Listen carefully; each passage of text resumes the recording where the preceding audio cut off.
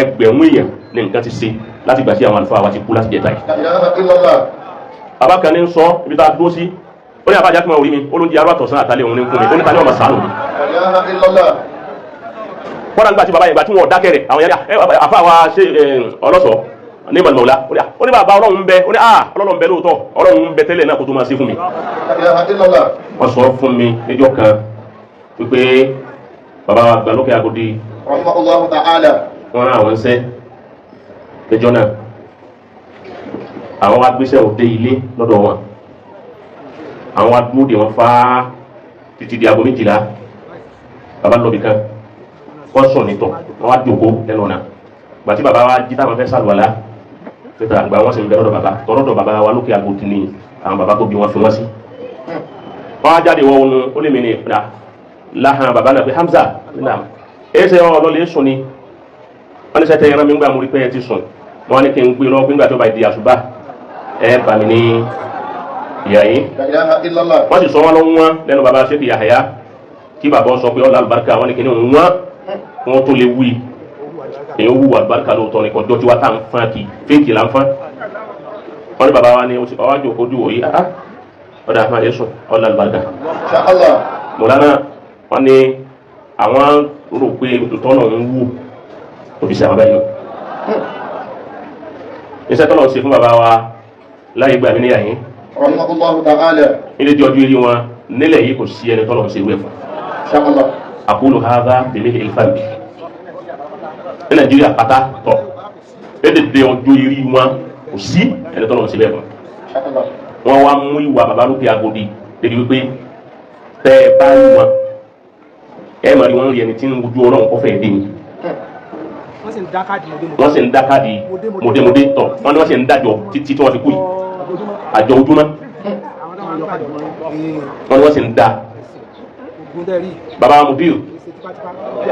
mudir olùmọ̀rí kàtẹ́bà sàdámà láwọn hayata ẹnu ìbànújẹ́ tí Ọlọ́run sọ dídùnú fún baba Inshallah iná ni baba ń bẹ láti jẹ ta tí wọ́n ti gbọ́ ikú baba wa torí wọ́n ní ààyè lọ́dọ̀ wọn.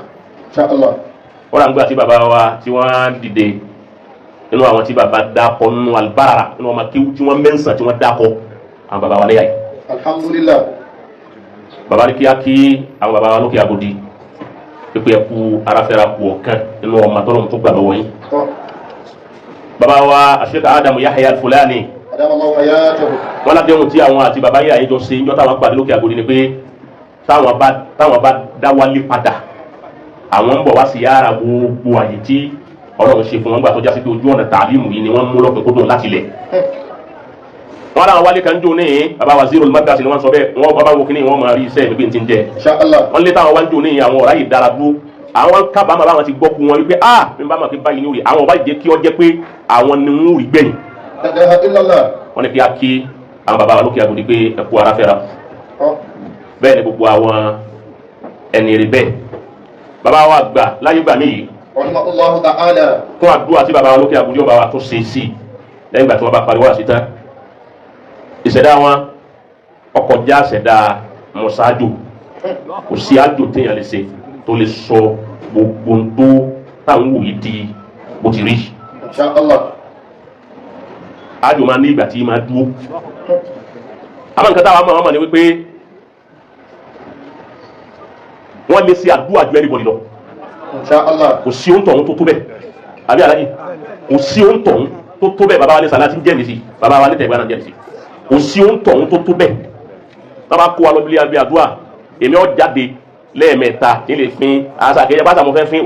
ó ti sú mi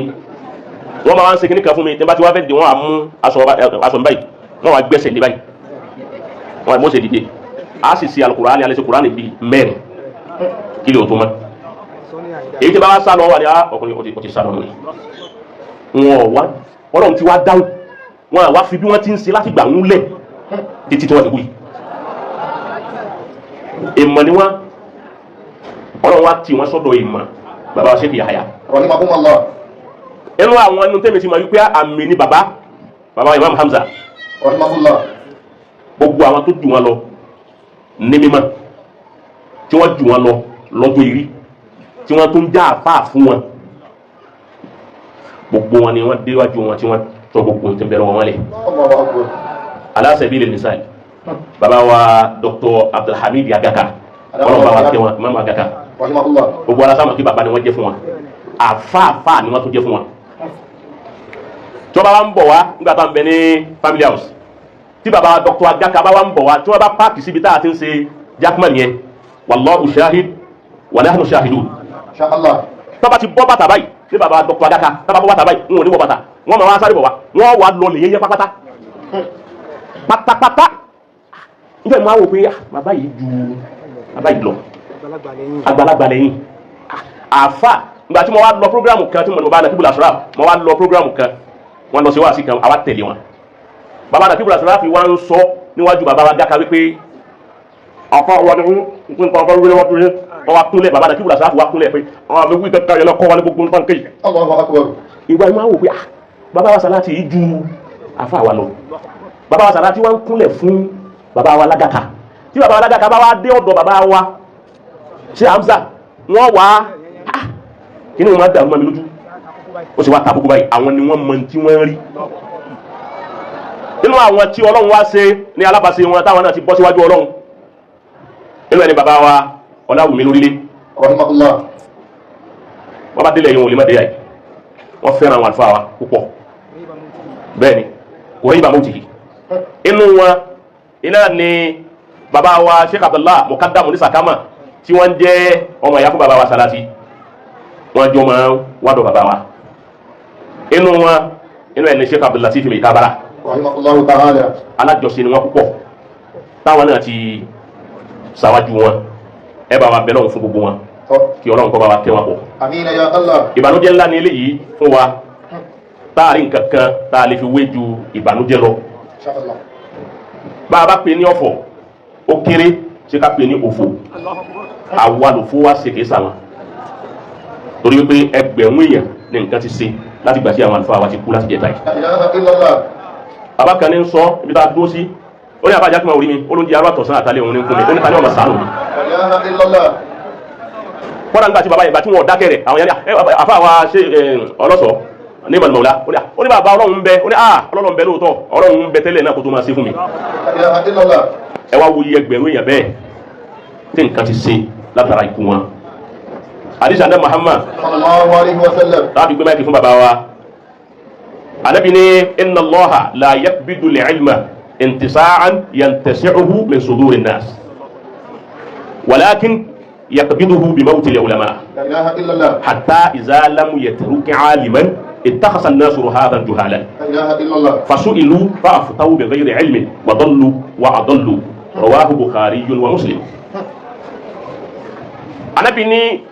Ọlọ́run ò ní ká ìmọ̀lẹ́ pẹ̀lú pé yọ́ máa yọ lérí àwọn èèyàn báwọn èèyàn ò ní ní màmá